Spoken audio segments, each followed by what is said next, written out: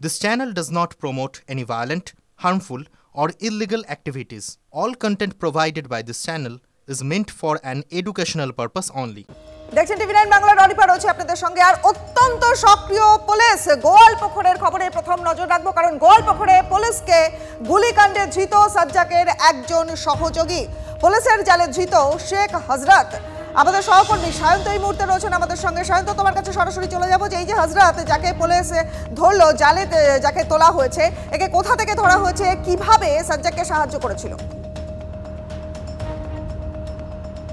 দেখো, গত বুধবার যে গুলি চালানোর ঘটনা ঘটেছিল, অর্থাৎ পুলিশকে গুলি করে সাজ্জাক আলম পালিয়ে যাওয়ার সময় যে কোর্ট চত্বর হয়েছিল সেখানেই এই শেখ হজরত লুকিয়েছিল এবং এই সাজ্জাক আলমের অন্যতম অ্যাসোসিয়েট হিসাবে কাজ করছিল এই শেখ হজরত। মূলত পুলিশ সূত্রে যেটা জানা গিয়েছে, সাজ্জাক আলমকে বাংলাদেশের দিকে পালিয়ে যাওয়া, তাকে বাইক তাকে সরবরাহ করা, এমনকি তাকে লুকিয়ে রাখার ক্ষেত্রে যাবতীয় সাহায্য করেছিল এই হজরত। পুলিশ ঘটনা তদন্ত নামে সাজ্জাক আলমকে এনকাউন্টারে ইতিমধ্যে নিকেশ করা হয়েছে। অন্যদিকে যে হজরত, শেখ হজরতের খোঁজে ছিল কে তাকে পালাতে সাহায্য করেছিল এবং কে তাকে বাইক দিয়ে সাহায্য করেছিল, গোটা বিষয়টি যখন তদন্ত শুরু হয় তখন এই শেখ হজরতের নাম উঠে আসে। এরপরই আজ সকালে গোয়ালপুকুরি একটি জায়গা থেকে এই শেখ হজরতকে পুলিশ গ্রেপ্তার করেছে। পুলিশ সূত্রে জানা গিয়েছে এই শেখ হজরতের বিরুদ্ধে একাধিক অভিযোগ রয়েছে এবং সেই বাংলাদেশে অনুপ্রবেশ করানো, অস্ত্র সাপ্লাই করা, দুষ্কৃতীদের নানা রকম বাইক বা অন্যান্য গাড়ি সাপ্লাই দেওয়া, একাধিক অভিযোগ রয়েছে এই শেখ হজরতের বিরুদ্ধে। পুলিশ তদন্তে নেমে শেখ হজরতকে আজ সকালে গ্রেপ্তার করেছে। বেশ, অনেক ধন্যবাদ সায়ন্ত।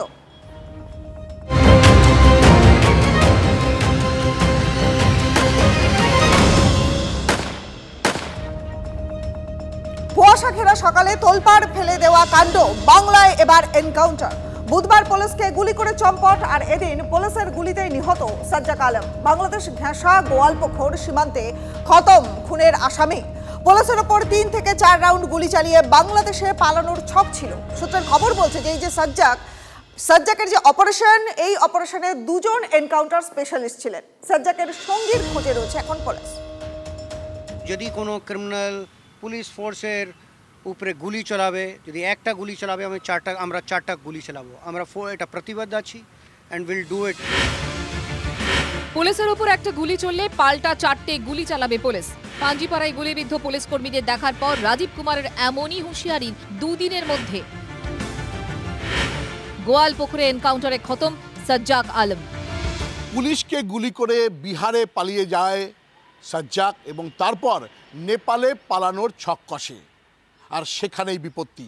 কারণ বিহার পুলিশ নিরাপত্তার চাদর এমনভাবে মুড়েছিল যে তাকে সেই প্ল্যান বাতিল করে বাংলাদেশে পালানোর কথা ভাবতে হয়।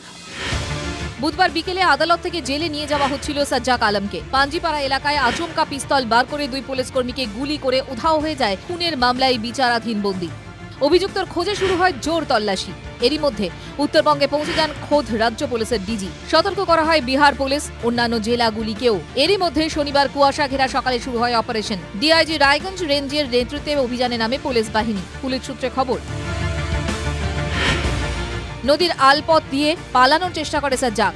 আত্মসমর্পণ করতে বললে পুলিশকে লক্ষ্য করে 3 থেকে 4 রাউন্ড গুলি ছোড়ে সাজ্জাক। পাল্টা গুলি চালালে লুটিয়ে পড়ে সাজ্জাক। ওই অবস্থায় সে পুলিশকে লক্ষ্য করে গুলি করে। সাজ্জাকের শরীরে 3 জায়গায় গুলি লাগে। ঘটনাস্থল থেকে উদ্ধার হয়েছে সাজ্জাকের ব্যবহার করা আগ্নেয়াস্ত্র, মোবাইল। ঠিক এই জায়গাটায় সাজ্জাক একদম মাটিতে লুটিয়ে পড়েন। ক্ষিপ্রতার সঙ্গে পুলিশ কর্মীরা আরেকটু এগিয়ে এসে সাজ্জাককে বলেন ইমিডিয়েট সারেন্ডার করো, কিন্তু সাজ্জাক আবারও রিটালিয়েট করার চেষ্টা করে। পাল্টা তখন পুলিশ কর্মীরা গুলি চালান সাজ্জাককে লক্ষ্য করে। অ্যাটলিস্ট মিনিমাম 3 থেকে 4 রাউন্ড সাজ্জাক ফায়ার করে এবং আমাদের তরফ থেকে রিটালিয়েটরি ফায়ার হয়েছে। এক্স্যাক্ট রাউন্ডস বা এক্স্যাক্ট ফিগার্সগুলো সেটা আমরা আরও ডিটেলে যখন স্পট থেকে সব তথ্য প্রমাণ পাওয়া যাবে সেই হিসেবে আমরা আপনার ডিটেলস বলতে পারি। শুনশান এলাকায় সকাল পর গুলির শব্দ। যেই আওয়াজে গোটা এলাকা কার্যত জেগে ওঠে। এলাকাবাসীর কেউ কেউ বলছেন তারা 10টি গুলির আওয়াজ শুনেছেন। যখন পুলিশ চলে গেল তা আমরা এখানে যারা আছি দেখছি 4টা আওয়াজ হলো, বাইরে যায় দেখছি ফের আওয়াজ হলো, কম করে না হলে 10টা থেকে 12টা ফের হলো। শুনলাম যে আমাদের অফিসের উপরে পুরো হামলা করে দিল। কত পুলিশ কর্মী ছিল তখন? তখন মোটামুটি 3 জন ছিল ওরা অফিসাররা, আর বাদ বাকি সিভিকগুলো ছিল কিছু টোলাই, আর ওখানে পুলিশ ছিল আমাদের বন্দুকের। যখন শব্দ হলো তখন আমরা খবর পেলাম যে ওখানে বডি পড়ে গেছে। কুয়াশামোড়া সকাল, গুলি পাল্টা গুলিতে মৃত্যু সাজ্জাকের। যে পুলিশ কর্মীদের উপর গুলি চালিয়ে উধাও হয়ে গিয়েছিল সাজ্জাক, এবার সেই খতম। আক্রান্ত পুলিশ কর্মীদের পরিবার বলছে, ভালো হয়েছে, হত্যা করছে, ভালো করছে। কেন ছেলেকে আমার গুলি করছে, গুলি জুল আমার ছেলে জুল কোনো মতন হয়ে যেত। বিচার মিলল, নদীর পাড়ে এনকাউন্টার, সকাল সকাল গোলাগুলি, তবে পুলিশের কেউ আহত হননি। পুলিশ সূত্রে খবর, বুলেট প্রুফ জ্যাকেটে ছিল পুলিশ। রায়গঞ্জ থেকে দুজন এনকাউন্টার স্পেশালিস্ট ছিল ওই টিমে। Certainly, more than police, I will think that it will also bring some confidence into the members of public, যে পুলিশের হাত থেকে কেউ পালাতে পারে না। তখন পুলিশের কোনো উপায় থাকে না, রাইট অফ প্রাইভেট ডিফেন্সে অর্থাৎ বাঁচার তাগিদে তখন তাকে গুলি করা হয়। বাঁচার অধিকারকে ফেলে দেওয়া যাবে না, কিন্তু রুল অফ ল যেটা আছে, যেটা আইনের শাসন প্রতিষ্ঠা করতে হবে।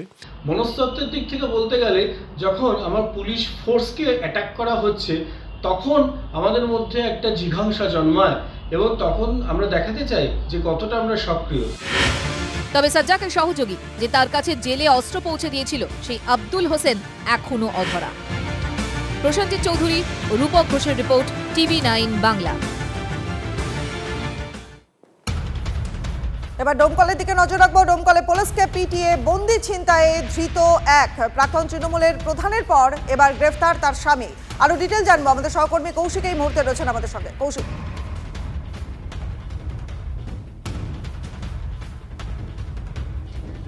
দেখো, যে ঘটনা ঘটেছিল ডোমকলের ক্ষেত্রে, সেখানে দুই আসামিকে ধরতে যায় চুরি সন্দেহ। সেখানে কিন্তু তার উপর সেই সময় যে পুলিশ এসআই সাব ইন্সপেক্টর পদমর্যাদার অফিসার ছিলেন তার উপর আঘাত করে এবং তার থেকে আসামি ছিনিয়ে নিয়ে যায়। সেই ঘটনায় কিন্তু অভিযোগ ছিল বর্তমানে তৃণমূলের পঞ্চায়েত সদস্য তথা প্রাক্তন পঞ্চায়েত প্রধান যিনি রয়েছেন তিনি এবং তার স্বামীর বিরুদ্ধে সহ আরও বেশ কয়েকজন। তাদের মধ্যে প্রথমে 4 জনকে গ্রেপ্তার করেছিল ডোমকল থানার পুলিশ এবং তাদেরকে আদালতে তোলে এবং তাদেরকে কাস্টাডিতে নেওয়ার পর আরও একজনকে গ্রেপ্তার করে, যিনি প্রাক্তন পঞ্চায়েত প্রধানের স্বামী অর্থাৎ বর্তমানে যিনি পঞ্চায়েত সদস্যের স্বামী অর্থাৎ তৃণমূল নেতা এলাকায় পরিচিত, তাকেও কিন্তু গ্রেপ্তার করেছে, আজ আদালতে পাঠানো হয়েছে। যেমন গল্প করে ঘটনা ঘটেছিল, তারপরেই কিন্তু এই মুর্শিদাবাদের ডোমকলে যে ঘটনা ঘটেছে, যে যারা উর্দি তারাও কিন্তু আক্রান্ত হচ্ছে, সেই জায়গায় দাঁড়িয়ে তারপরেই কিন্তু কঠোর পদক্ষেপ নিয়েছিল। যেমনটা গোয়ালপুকুরের ক্ষেত্রে এনকাউন্টারের ঘটনা ঘটেছে, এখানেও কিন্তু সেই কঠোর পদক্ষেপ নেওয়ার পর কিন্তু সেই তৃণমূল পঞ্চায়েত সদস্যের স্বামী এবং তাকেও গ্রেপ্তার করেছে। তারা বর্তমানে জেল হেফাজতে রয়েছে এবং আজকে যাকে গ্রেপ্তার করেছে তাকে আদালতে তোলা হবে। তবে একের পর এক এই ঘটনা নিয়েও কিন্তু বিরোধীরা প্রশ্ন তুলতে শুরু করেছে। তবে যেখানে পুলিশ আক্রান্ত হচ্ছে সেখানে সাধারণ মানুষের নিরাপত্তা কোথায় রয়েছে সেই নিয়েও কিন্তু চিন্তিত রয়েছে। তবে কিন্তু পুলিশের সক্রিয়তাও বেশ নজরে পড়বার মতো। অনেক ধন্যবাদ তোমায়।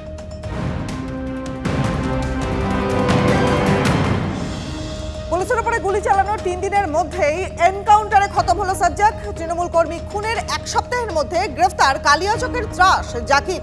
কিন্তু 1 মাসের বেশি সময় অতিক্রান্ত। বাগুইয়াটির প্রমোটার কিশোর হালদারকে মারধরের ঘটনায় এখনো অধরা মূল অভিযুক্ত কাউন্সিলর সমরেশ চক্রবর্তী।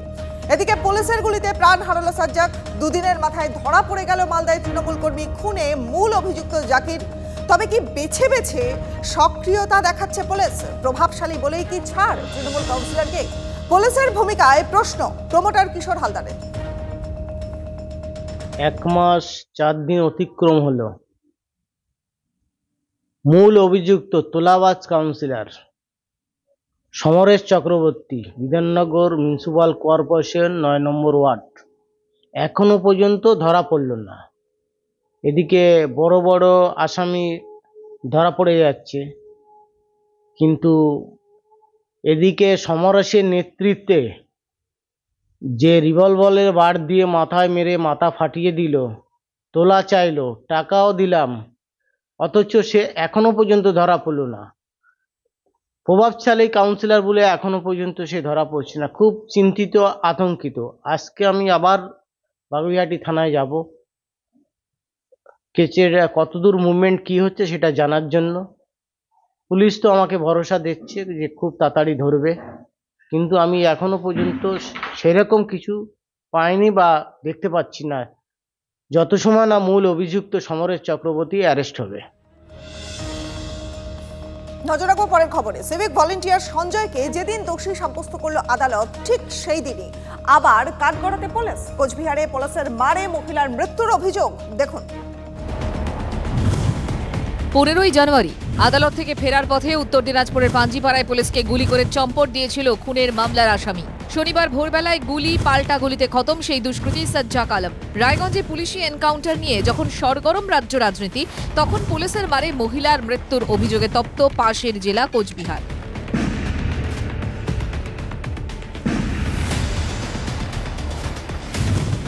কোচবিহারের কোতোয়ালি থানা এলাকার হরিণ চওড়ার বাসিন্দা বছর 55 রমিয়া বিবি। শনিবার সকালে তার মৃত্যুর প্রতিবাদে সরব পরিবার।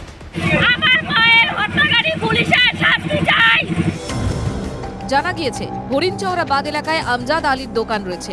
গত বৃহস্পতিবার পুলিশের গাড়ি চালকের সঙ্গে বচসা হয় আমজাদের। গাড়ি ধোয়াকে কেন্দ্র করে বচসা হয় বলে খবর। পরিবারের দাবি, শুক্রবার রাতে হঠাৎ প্রচুর পুলিশ আমজাদের বাড়িতে অভিযান চালায়। পরিবারের 3 সদস্য আমজাদ, তার ভাই ও বাবাকে আটক করে পুলিশ। সেই সময় পরিবার বাধা দিলে পুরুষ পুলিশ কর্মীরা বাড়ির মহিলাদের বেধড়ক মারধর করে বলে অভিযোগ। মহিলা পুলিশ না, পুরুষ পুলিশ ওইখানে মারছে। তারপর আমি ওই ঘর থেকে বাড়াতে, আমার মানে হাজবেন্ডকে বাড়াইতে দেই নেই, আমি বাড়াইছি ঘর থেকে। আমি বাড়ার সঙ্গে সঙ্গে ওইখান থেকে আমাকে এভাবে ধইরা মায়েরা পায়ের মধ্যে একটা মারে আমাকে ফালাই দিছে। তখন আমার শাশুড়িমা মানে আমাকে ধরছে, এইভাবে ধরার সঙ্গে সঙ্গে আমার শাশুড়িমার পিঠের মধ্যে মার মারছে, ওইখানে একদম ডেড। পুলিশের মারধরের জেরে বৃদ্ধার মৃত্যুর অভিযোগ। প্রতিবাদে শনিবার সকালে পথ অবরোধ করেন স্থানীয়রা। মৃতের পরিবারের অভিযোগ, পুলিশের গাড়ি চালকরাও অসামাজিক কাজ করে, হুমকি দেয়। আমাদের বাড়ির সামনে এরা গাঁজা মদ খায়, আমরা বাধা দেই। এই পুলিশের ড্রাইভাররা প্রাইভেট কার নিয়ে এসে, এরা ড্রাইভার 3 জন আছে, এরা প্রাইভেট কার নিয়ে এসে পুলিশের গাড়ি নিয়ে আসার পর এইরকম করে এরা আমাদেরকে মানে শাসায়। আইনের রক্ষক উর্দিধারীদের বিরুদ্ধে গুরুতর অভিযোগ মৃতের পরিবারের। তবে জেলা পুলিশের বক্তব্য, কোনো লিখিত অভিযোগ আমাদের কাছে আসেনি। পুলিশ সব দিক খতিয়ে দেখছে আর প্রত্যেকটা মৃত্যুই দিচ্ছে। যদি কোনো পুলিশ অফিসার বা যেই দোষী থাকবে তার আইনানুগ ব্যবস্থা। ইমিডিয়েটলি যেটা হচ্ছে, কমপ্লেনের বেসিসে কোনো রকম মার্কস অফ ইঞ্জুরি বা ওরকম কোনো ওনার ওপর কিছুই পাওয়া যায়নি। ভিডিওগ্রাফির আন্ডারে প্রপার পোস্টমর্টম হবে এবং basic on the post-mortem progress further. কিন্তু আপাতত যেটা আমাদের কাছে যেটা খবর আসে, কোনো রকম ইঞ্জুরি নেই, কোনো মারধরের গল্প আসাজ এখন অব্দি আমাদের কাছে আসেনি। সুমন কল্যাণ ভদ্রের রিপোর্ট, TV9 বাংলা।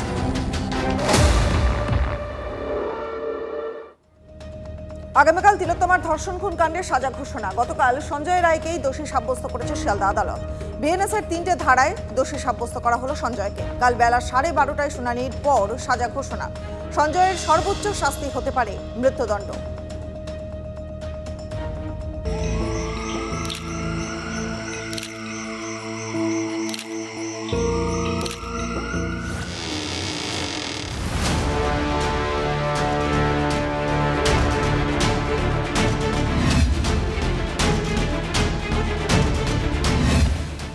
যেন বৃত্তপূরণ।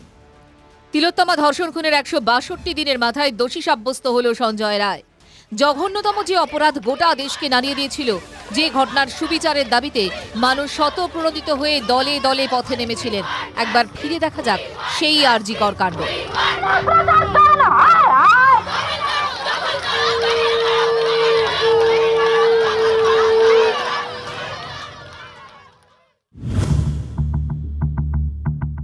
আগস্ট 2024 আরজিকর মেডিকেল কলেজে উদ্ধার হয় চিকিৎসক পড়ুয়া তিলোত্তমার মৃতদেহ।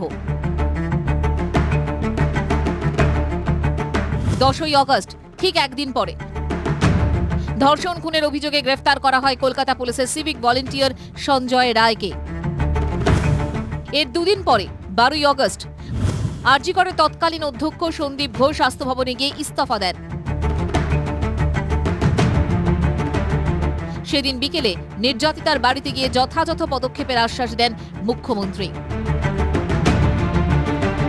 আমি চাই পুলিশ যত তাড়াতাড়ি সম্ভব দোষীদের গ্রেপ্তার করবে। আর রবিবার পর্যন্ত যদি তারা কুল কিনারা করতে না পারেন, কারণ ভেতরেও তো অনেকে আছে, তাহলে এই কেসটা আমরা আমাদের হাতে রাখবো না, আমরা সিবিআইকে দিয়ে দেবো। 13ই আগস্ট, যদিও একদিন পরই তিলোত্তমা কাণ্ডে সিবিআইকে তদন্তভার তুলে দেয় কলকাতা হাইকোর্ট। রাজ্য জুড়ে আন্দোলন দানা বাঁধে। 14ই অগস্ট গোটা বাংলায় যখন রাত দখল আন্দোলন চলছে, সেই সময় আরজিকর মেডিকেল কলেজে ভয়ঙ্কর হামলা চালায় বহিরাগত দুষ্কৃতীরা। আন্দোলনকারী জুনিয়র চিকিৎসকদের মঞ্চ তছনছ করে দেওয়া হয়। পুলিশের উপরেও চড়াও হয় দুষ্কৃতীরা। পরিস্থিতি সামাল দিতে নামেন কলকাতার তৎকালীন পুলিশ কমিশনার বিনীত গোয়েল। গোটা ঘটনায় নিন্দার ঝড় ওঠে বিশ্বজুড়ে।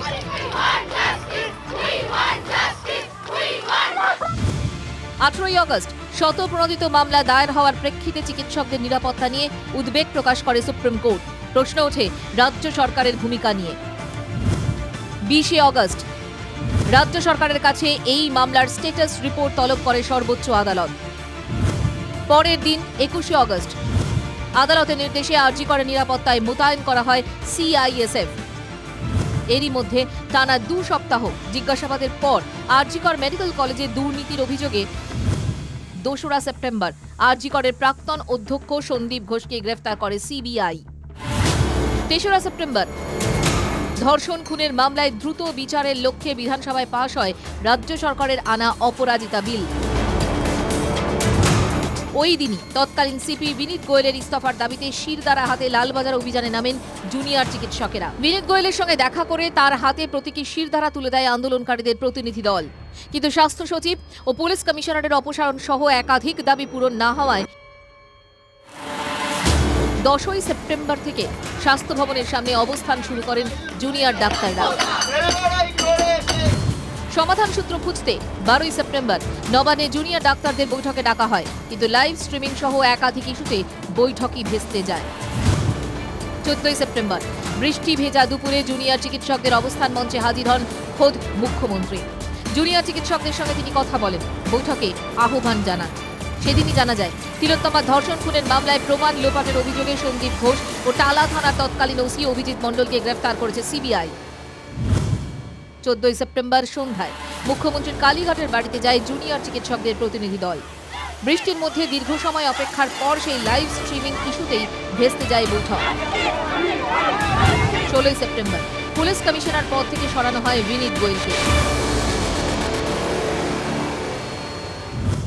20শে সেপ্টেম্বর স্বাস্থ্য ভবনের সামনে অবস্থান প্রত্যাহার করেন জুনিয়র চিকিৎসকেরা, কিন্তু জট তখনও কাটেনি। 5ই অক্টোবর থেকে 10 দফা দাবি নিয়ে ধর্মতলায় আমরণ অনশন শুরু করেন জুনিয়র চিকিৎসকরা। এর ঠিক 2 দিন পর শিয়ালদা আদালতে প্রথম চার্জশিট জমা দেয় সিবিআই। তাতে মূল অভিযুক্ত একা সঞ্জয় রায়। 19শে অক্টোবর ধর্মতলার অনশন মঞ্চে যান মুখ্য সচিব। তার ফোন থেকে মুখ্যমন্ত্রীর সঙ্গে কথা বলেন জুনিয়র চিকিৎসকরা। 21শে অক্টোবর নবান্নে মুখ্যমন্ত্রীর সঙ্গে বৈঠক হয় জুনিয়র চিকিৎসকদের। দাবি মেনে বৈঠকের লাইভ স্ট্রিমিংও করা হয়। ওই দিন বৈঠক থেকে ফেরার পর অনশন মঞ্চে যান তিলোত্তমার মা বাবা। তার অনুরোধেই অনশন প্রত্যাহার করে নেন জুনিয়র চিকিৎসকরা। 4 নভেম্বর সঞ্জয় রায়ের বিরুদ্ধে চার্জ গঠন হয় শিয়ালদা আদালতে। 11ই নভেম্বর থেকে শুরু হয় বিচার প্রক্রিয়া। ঠিক 2 দিন পর 13ই ডিসেম্বর সিবিআই সাপ্লিমেন্টারি চার্জশিট দিতে না পারায় ধর্ষণ খুনের মামলায় জামিন পেয়ে যান সন্দীপ ঘোষ ও অভিজিৎ মণ্ডল। নতুন বছরের 9ই জানুয়ারি বিচার প্রক্রিয়া শুরুর 5 মাসের মাথায় শেষ হয় শুনানি। আর 18ই জানুয়ারি 2025 দোষী সাব্যস্ত অন্যতম মূল অভিযুক্ত সঞ্জয় রায়।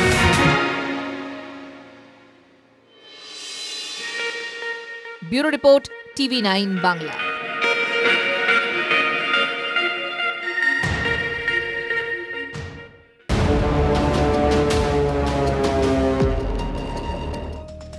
ফিল্ম ব্রেকের পর এবার মেদিনীপুর কাণ্ডের দিকে একটু নজর রাখবো, কারণ সেখানে সাসপেন্ডেড জুনিয়র চিকিৎসকদের পাশে অধ্যক্ষ।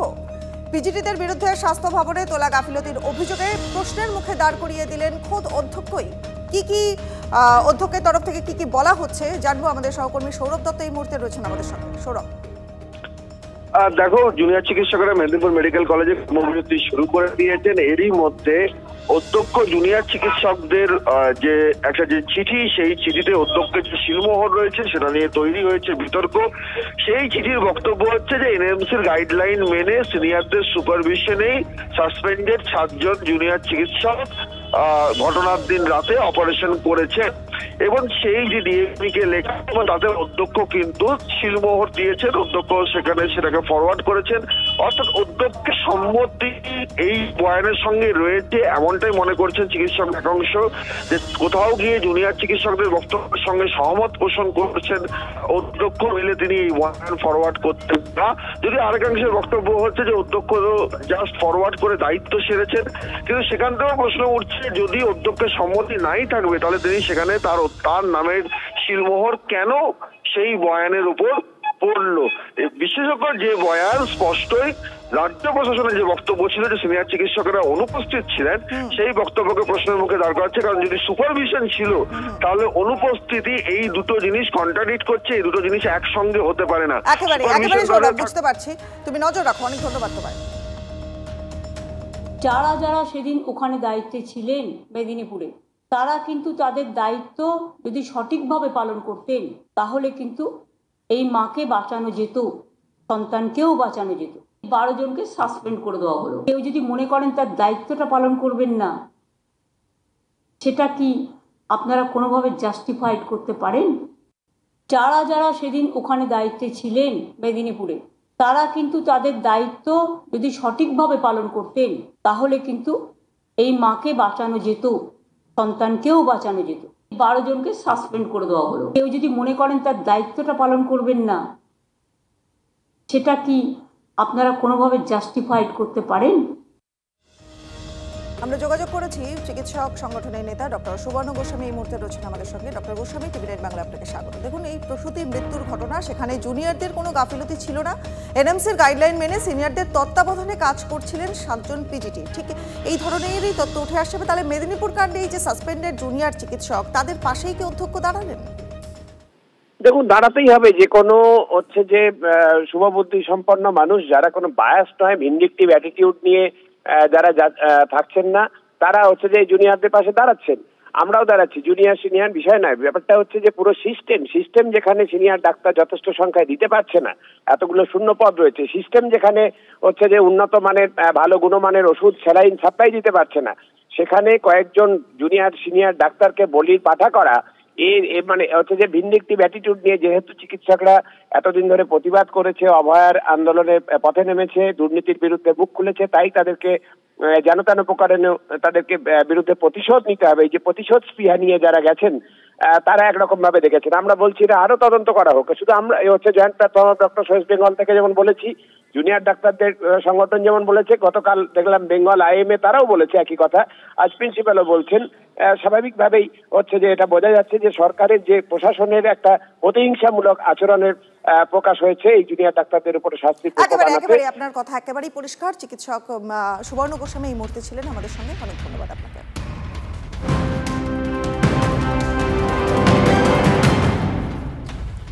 নারকেলডাঙ্গায় কোটি টাকা ছিনতাইয়ে ধৃত 2, সিসিটিভি ফুটেজ খতিয়ে দেখে 2 জনকে আটক করল পুলিশ। চোখে স্প্রে করে ব্যবসায়ীর কাছ থেকে কোটি টাকা ছিনতাইয়ের অভিযোগ উঠছে। আর একবার জানিয়ে দিই, নারকেলডাঙ্গার ঘটনা। নারকেলডাঙ্গায় কোটি টাকা ছিনতাইয়ে ধৃত 2 জন, সিসিটিভি ফুটেজকে খতিয়ে দেখে 2 জনকে আটক করল পুলিশ। চোখে স্প্রে করে ব্যবসায়ীর কাছ থেকে কোটি টাকা ছিনতাইয়ের অভিযোগ উঠছিল। আর একবার জানিয়ে দিই, এই মুহূর্তের বড় খবরে আমরা নজর রেখেছি। নারকেলডাঙ্গার খবরে নজর রয়েছে আমাদের, কারণ নারকেলডাঙ্গায় কোটি টাকা ছিনতাই এবং সেই ছিনতাইয়ের ঘটনাতে 2 জন ধরা পড়ল, ধৃত 2। সিসিটিভি ফুটেজ খতিয়ে দেখা হলো এবং সেই ফুটেজ খতিয়ে দেখে 2 জনকে আটক করলো পুলিশ। চোখে স্প্রে ব্যবহার করে স্প্রে দিয়ে ব্যবসায়ীর কাছ থেকে কোটি টাকা ছিনতাইয়ের অভিযোগ উঠেছিল এবং সেই ঘটনায় এখন ধৃত 2।